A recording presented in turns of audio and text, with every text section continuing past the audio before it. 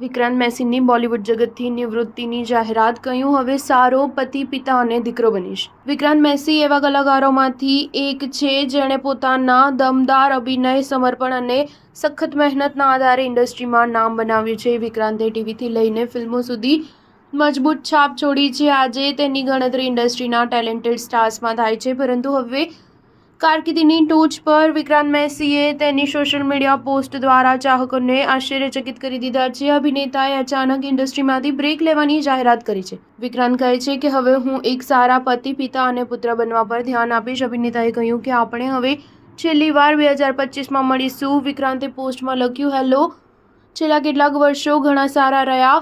તમારા અદ્ભુત સમર્થન માટે હું તમારા બધાનો આભાર માનું છું, પરંતુ જેમ જેમ હું આગળ વધી રહ્યો છું તેમ તેમ મને સમજાયું કે મારા માટે હું મારી જાતને સંભાળવાનો અને ઘરે પાછા ફરવાનો સમય આવી ગયો છે, પતિ, પિતા અને પુત્ર તરીકે.